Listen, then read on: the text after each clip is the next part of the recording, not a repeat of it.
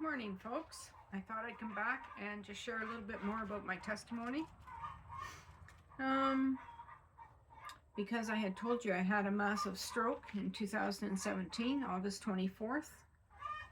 And I kind of wanted to explain a little bit about it because God had actually instructed me to change my ways, my diet, and I ignored him. And what happened was it just kept escalating all the way down the line to the point of ending up having the stroke. Strokes are not in my family. That's not my heritage. I disobeyed and I did not follow the instructions God had told me. He had told me back a couple years before that to change my diet.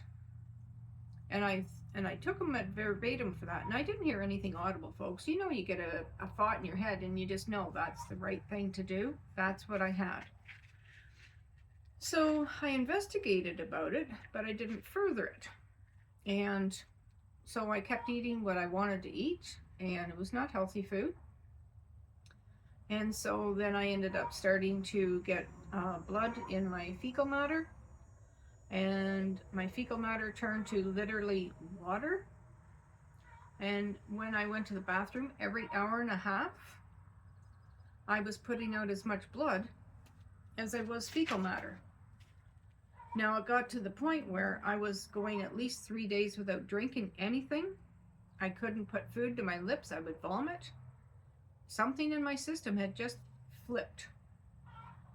And I didn't know what it was. I couldn't eat. I couldn't drink. And if I did eat or drink, even drinking water, I would vomit. And my stomach just rejected it. And I puked it.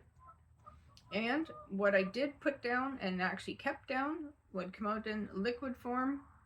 And literally, it was terrible. Every hour and a half, day and night, I was up going to the washroom. And I didn't realize how low my blood had got. Yeah, because I was putting it out and my body couldn't generate. I was sleeping. Every time after I went to the washroom, I would just go to bed and sleep. I was so weak, but then I was losing so much blood.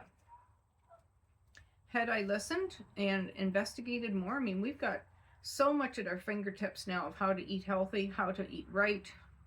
And he's been after me again about that.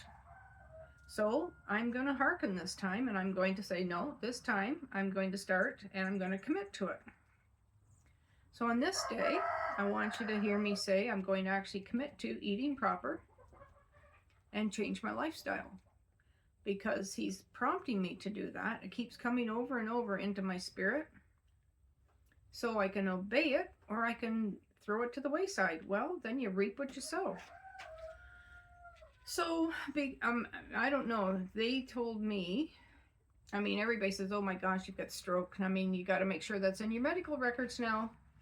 But folks, I created the stroke by disobeying. And then once my stomach got so upset, and I was putting out so much food and water out of my body, I think my blood thickened to the point, and thick blood out of dehydration can cause you to have a stroke.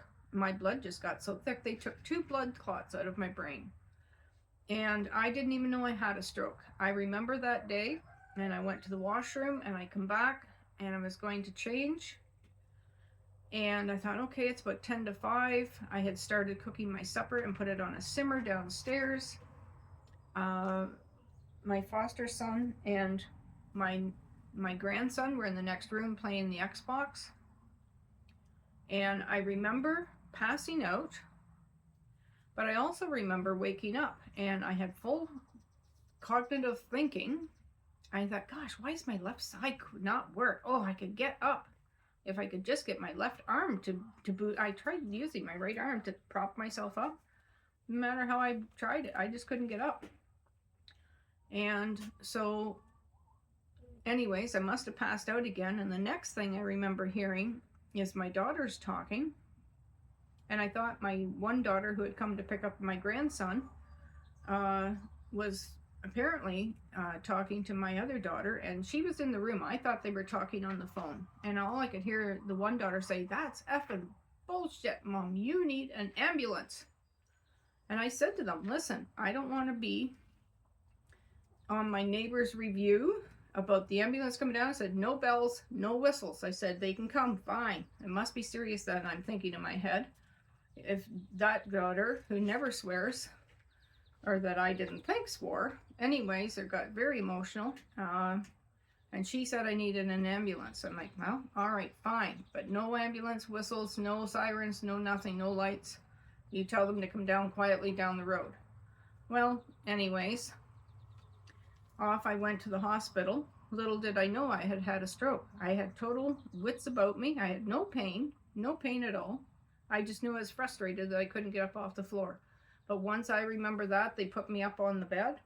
I remember nothing else until I got down to the Hamilton Hospital, of which I didn't realize, but the ambulance drivers said that they weren't even going to take me to the local hospital. I was that bad that they said no, they had to just take me right to Hamilton.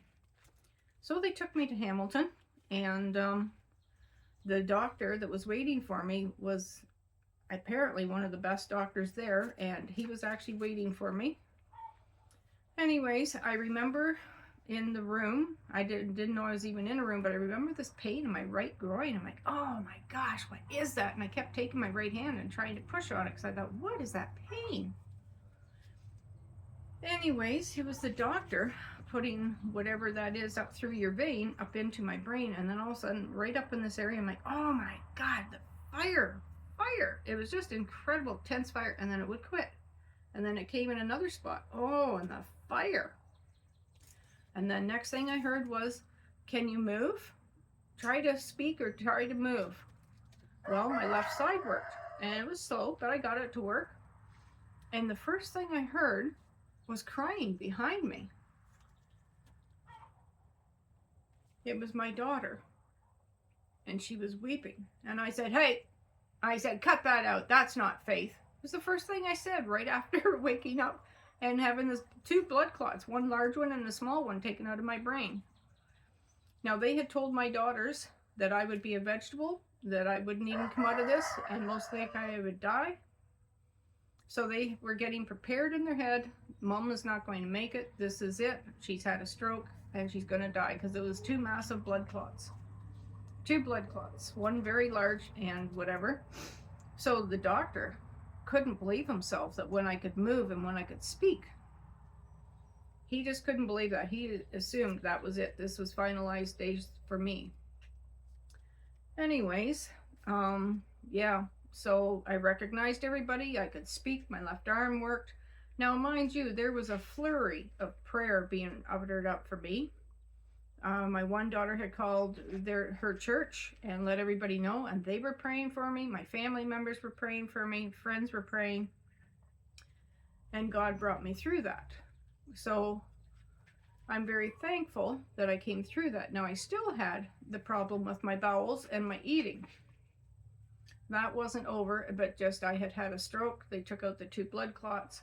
The one they said was very large and actually was kind of dried out, like it had been there for a while. I don't know.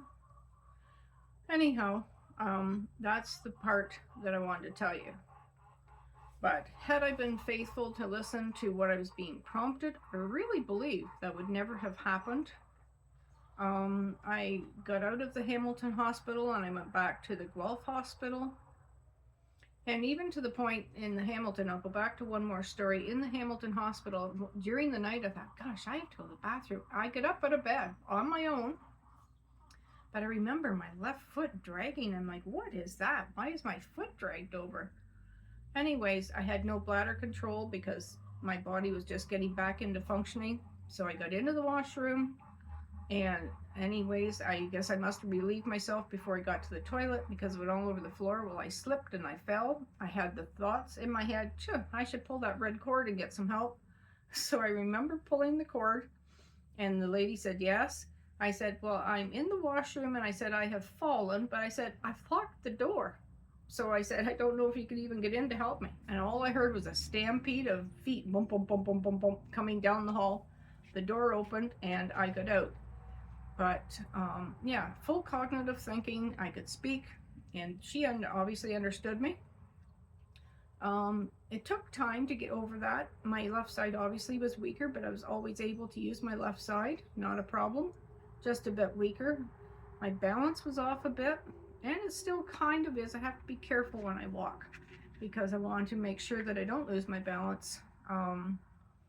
Yeah, so I just wanted to let you know about that story and about, I really feel if I hadn't disobeyed the promptings that I kept hearing in my head, I need to eat better and get into fermented foods was one of the biggest promptings. So I'm like, well, I'll get back to eating the fermented foods then, if that's what you think is best for me.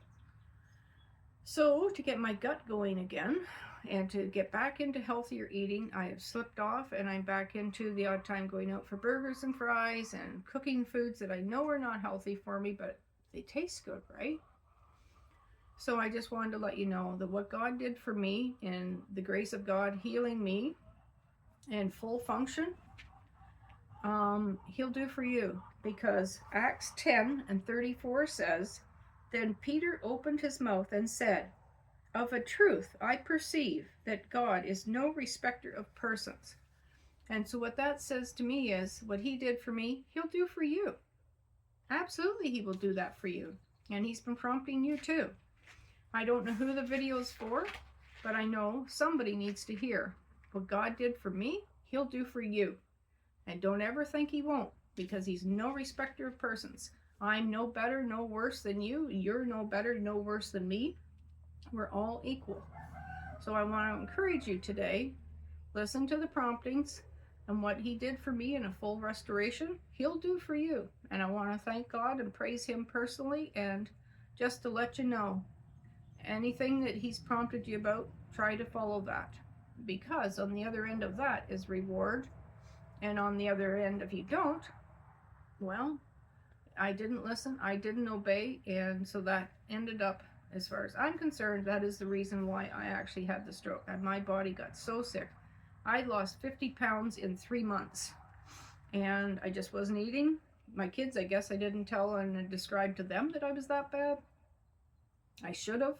I think I was telling them, but maybe just not as descriptive. They had no clue how bad it was. So anyways, I just want to encourage you today, and then tomorrow I'll discuss, or the next time I come back to you, I'll discuss about having part of the bowel out and that journey, and how God sustained me through multiple times of possible disaster that happened. So anyways, thanks for watching, and I'll catch you on the next video. Bye.